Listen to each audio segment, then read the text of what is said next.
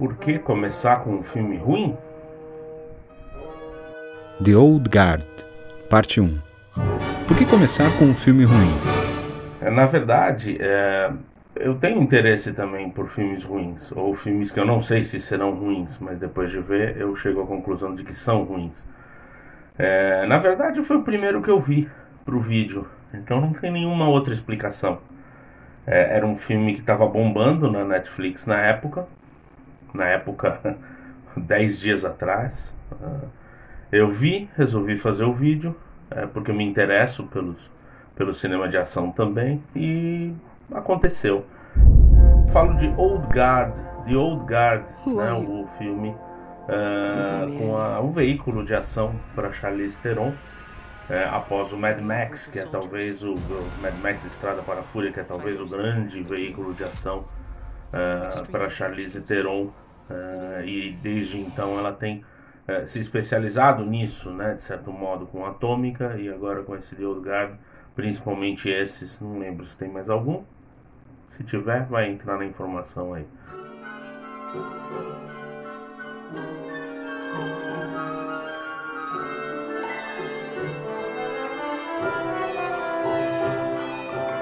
O que me chama a atenção em The Old Guard é a incrível predominância da ideia da representatividade do politicamente correto, né? Isso norteia toda a estrutura do filme, tudo é pensado de acordo com a ideia da representatividade tão cara às pautas identitárias. Isso é ruim? Não, claro que não. Mas também não é bom para o filme em si. See, you're already healing faster. You're gonna do great. É bom para uma ideia geral, para a vida, para o mundo, mas pode não ser tão bem trabalhada assim no cinema. Por quê? Porque aí a gente vai ter a Charlize Theron, uma mulher, uma atriz muito talentosa, mas fazendo o mesmo tipo de filme de ação ruim que os outros homens fazem, né, também. If we can unlock their genetic code, the entire world will be begging us for the key. Então qual é a diferença? Qual seria o diferencial, no caso, para além da representatividade? Eu acho que não tem. Isso, de certo modo, enfraquece a própria luta, né? A própria ideia de representatividade e a própria luta pela diversidade no cinema e pela pluralidade no cinema.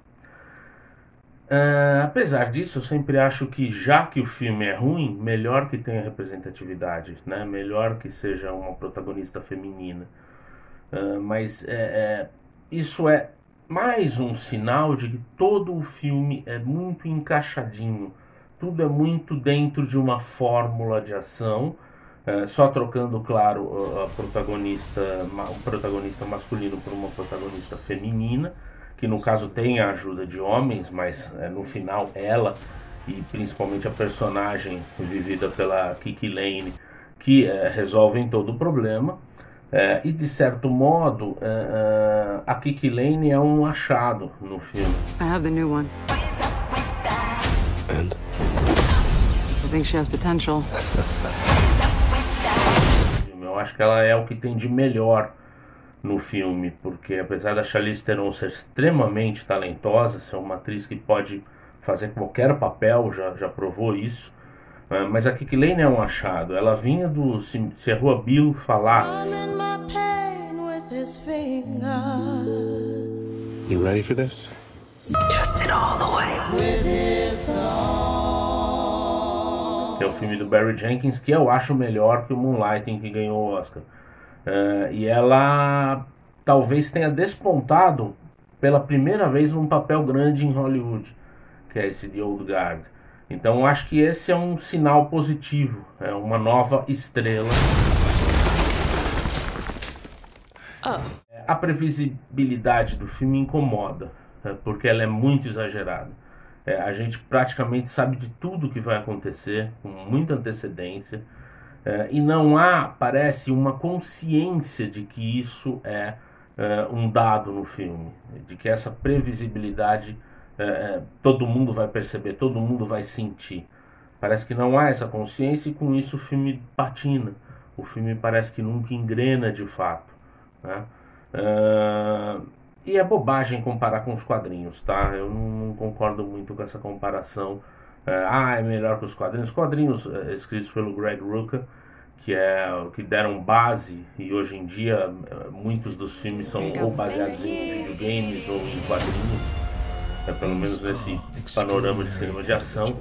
E eu acho bobagem comparar, porque é uma outra linguagem, é uma outra coisa. O The Old Guard tem seus problemas, que o quadrinho pode não ter. Eu não li os quadrinhos do The Old Guard, não só sei da história. Também não acho que se deva, para fazer uma crítica do filme, que se deva ler o quadrinho. Isso é acreditar numa subordinação do cinema às outras artes. Não, o cinema adapta obras da literatura, dos quadrinhos, de uma música, de um disco, enfim, não precisa necessariamente ser fiel ou ter uma ligação com a obra adaptada, de jeito nenhum. Então eu não preciso mesmo conhecer a obra adaptada, porque isso cria uma relação de dependência do cinema com as outras artes. Eu acredito muito na independência do cinema, numa arte por si só. Então eu tenho que julgar The Old Guard pelo que ele é, pelo filme, não se foi adaptado, bem adaptado ou mal adaptado. O que não invalida também um texto ou um vídeo ou alguém que queira estudar a adaptação em si. Eu não estou falando isso. Só estou falando que não é uma obrigação do crítico de cinema entender como foi feita a adaptação. Eu, pelo menos, não me sinto obrigado e nunca vou me sentir obrigado a entender essa adaptação, ainda que goste de ver estudos sobre isso de vez em quando bem feitos principalmente. Mas é isso, The Old Guard não é um bom filme, não é um filme sequer bem feito, né? Ele tem um piloto automático que é muito típico de Hollywood e muito típico das produções da Netflix, inclusive. You've got questions, kid. You want answers? Produções da Netflix costumam entrar nesse piloto automático. Até o Scorsese foi um pouco vítima disso. O Cuarón, o Spike Lee, enfim, a lista é interminável. Como se resolver isso? Não sei. Eu acredito que a Netflix dê uma independência aos seus criadores, mas essa independência vai até a página 3 ou 4. Ela não vai realmente além disso. E The Old Guard é o típico produto sem sal que a Netflix despeja nas suas plataformas em vários anos por aí. The Old Guard, parte 2. The Old Guard e sua relação com os 7 samurais de Kurosawa. Olha, eu pensei aqui numa relação do The Old Guard com os 7 Samurais, do Kurosawa.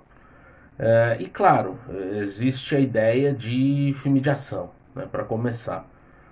E existe a ideia de um grupo de pessoas, de heróis, que vão defender alguma coisa. No caso do The Old Guard, vão defender a si próprios e a humanidade da exploração dos laboratórios farmacêuticos e tal. No caso dos 7 Samurais, uma vila de camponeses que está prestes a ser atacada, novamente atacada por uma série de ladrões.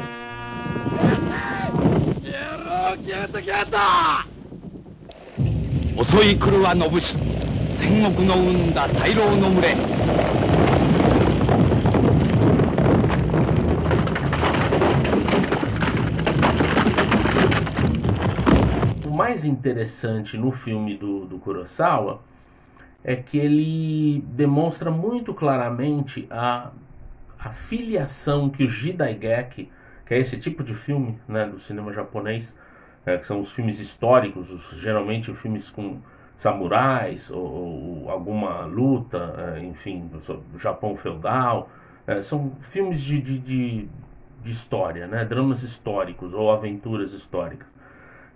E a filiação que esse tipo de filme, o Jidaigeki, tem com o faroeste americano.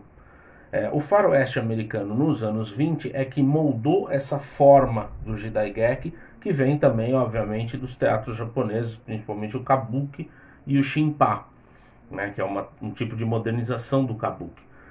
E o Jidaigeki herdou muito do faroeste. E, curiosamente, os Sete Samurais foi refilmado por Hollywood, mostrando uma via de mão dupla aí, né, que o Kurosawa também influenciou, de certo modo, o faroeste americano nos anos 50. 777, the Magnificent Seven.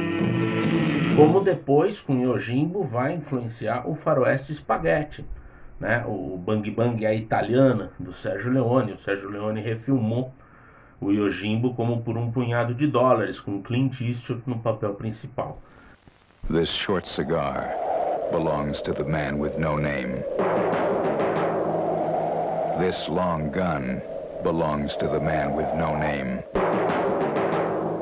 This poncho belongs to the man with no name. Então é uma via de mão dupla. Esse chamado ocidentalismo do Kurosawa é, na verdade, uma balela. Não que não exista essa influência da arte ocidental no Kurosawa, mas existe também no Mizoguchi, existe também no Ozu, existe também no Narusa, existe em qualquer mestre japonês. Então não sei por que caiu somente no Kurosawa. Imagino que você tenha sido o primeiro famoso e tal, mas na verdade o Kurosawa é extremamente japonês, né? E os Sete Samurais é um dos filmes que comprovam isso. É um filme de aventura, um filme de mais de 3 horas, um filme longo, e talvez seja o último papel do grande Takashi Shimura, um dos grandes atores japoneses de todos os tempos, e que com o Kurosawa atingiu níveis muito altos. Viver talvez seja o grande presente para o Takashi Shimura como ator, mas nos Sete Samurais ele tem um papel muito importante também. A partir do filme seguinte, Anatomia do Medo, e dos que vêm depois, ele vai ser ultrapassado na preferência do Kurosawa pelo Toshiro Mifune, e vai criar suas obras mais marcantes a partir de Trono Manchado de Sangue, culminando com Homem Mau, Dorme Bem, Yojimbo, Céu e Inferno e Barba Ruiva.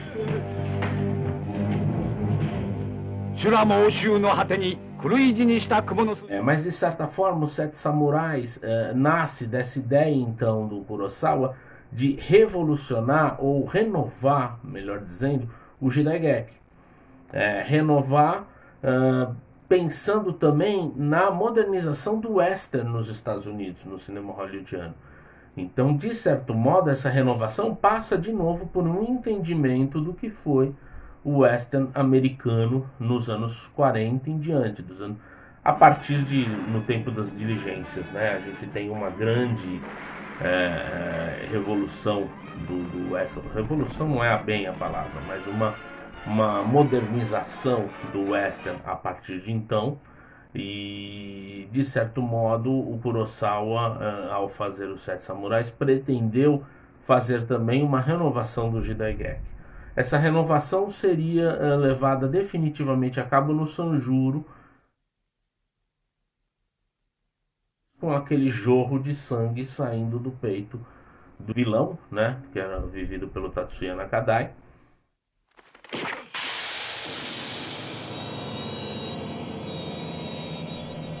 No seu confronto contra o Sanjuro, que era um personagem, não exatamente o mesmo, mas um personagem muito parecido com o Yojimbo, com o Sanjuro de Yojimbo, né? É o mesmo nome e tal, mas nunca fica evidente que é o mesmo personagem, apesar de ter uma correspondência muito clara para além de ser o Toshiro Mifune.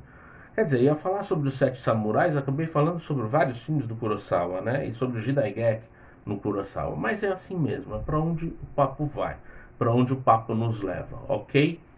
Então, é isso.